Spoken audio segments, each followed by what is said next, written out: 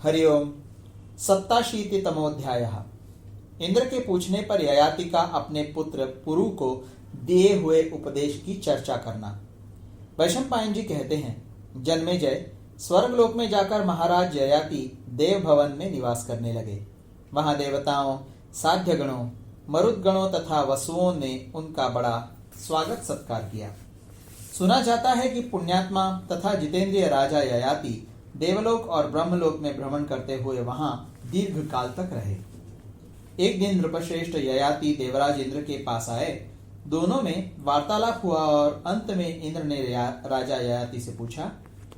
इंद्र ने पूछा, राजन, जब पुरु तुमसे वृद्धावस्था लेकर तुम्हारे स्वरूप से इस पृथ्वी पर विचरण करने लगा, तुम सत्य कहो, उस समय राज्य देकर तुमने उसको क्या आदेश दिया था?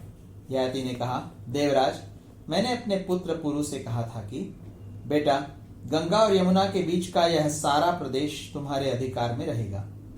यह पृथ्वी का मध्य भाग है। इसके तुम राजा होगे और तुम्हारे भाई सीमांत देशों के अधिपति होंगे। देवेंद्र, इसके बाद मैंने यह आदेश दिया कि मनुष्य दीनता, शठता और क्रोध न करे, कुटिलता, मात्सर्य और वैर कहीं न करे। माता पिता, विद्वान, तपस्वी तथा क्षमाशील पुरुष का बुद्धिमान मनुष्य कभी अपमान न करे। शक्तिशाली पुरुष सदा क्षमा करता है, शक्तिहीन मनुष्य सदा क्रोध करता है। दुष्ट मानव साधु पुरुष से और दुर्बल अधिक बलवान से द्वेष करता है। कुरूप मनुष्य रूपवान से, निर्धन धनवान से, अकर्मण्य कर्मनिष्ठ से और अधार्मिक धर्मात्मा से द्वेष करता है।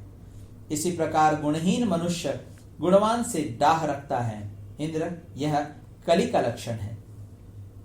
क्रोध करने वालों से वह श्रेष्ठ पुरुष है जो कभी क्रोध नहीं करता। इसी प्रकार असहनशील से सहनशील उत्तम है। मनुष्येतर प्राणियों से मनुष्य श्रेष्ठ है और मूर्खों से विद्वान उत्तम है। यदि कोई किसी की निंदा करता या उसे गाली देता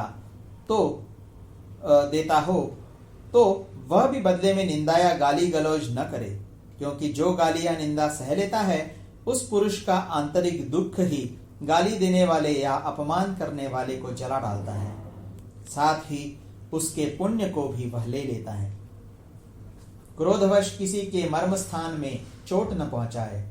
ऐसा बर्ताव न करे जिससे किसी को मार्मिक पीड़ा हो। किसी के प्रति कठोर बात भी मुंह से न निकाले। अनुचित उपाय से शत्रु को भी वश में न करे। जो जी को जलाने वाली हो, जिससे दूसरे को उद्वेग होता हो, ऐसी बात मुंह से न बोले, क्योंकि पापी लोग ही ऐसी बातें बोला करते हैं। जो स्वभाव का कठोर हो, दूसरों के मर्म में चोट पहुंचाता हो, तीखी बातें बोलता हो और कठोर वचन रूपी कांटों से दूसरे मनुष्य को पीड़ा देता हो, उसे अत्यंत लक्ष्मीहीन मतलब दरिद्र या अभागा समझे। उसको देखना भी बुरा है, क्योंकि वह कड़वी बोली के रूप में अपने मुंह में बंधी हुई एक पिशाचिनी को ढो रहा है। अपना बर्ताव और व्यवहार ऐसा रखे जिससे साधु पुरुष सामने तो सत्कार करे ही, पीछे पीछे भी उनके द्वारा अपनी रक्षा हो। दुष्ट लोगों की कही हुई अनुचित बातें सदा सह लेनी चाहिए तथा श्रेष्ठ पुरुषों के सदाचार का आश्रय लेकर साधु पुरुषों के व्यवहार को ही अपनाना चाहिए।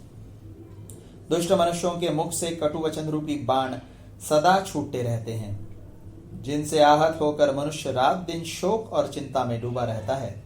वे वाग बाण दूसरों के मर्म स्थानों पर ही चोट करते हैं। अतः विद्वान पुरुष दूसरे के प्रति ऐसी कठोर वाणी का प्रयोग न करे। सभी प्राणियों के प्रति दया और मैत्री का बर्ताव, दान और सबके प्रति मधुर वाणी का प्रयोग, तीनों लोकों में इनके समान कोई वशीकरण नहीं है। इसलिए कभी कठोर वचन न बोले, सदा सांत्वनापूर्ण मधुर वचन ही बोले। पूजनीय पुरुषों का पूजन मतलब आदर सत्कार करें, दूसरों को दान दे और स्वयं कभी किसी से कुछ न मांगे।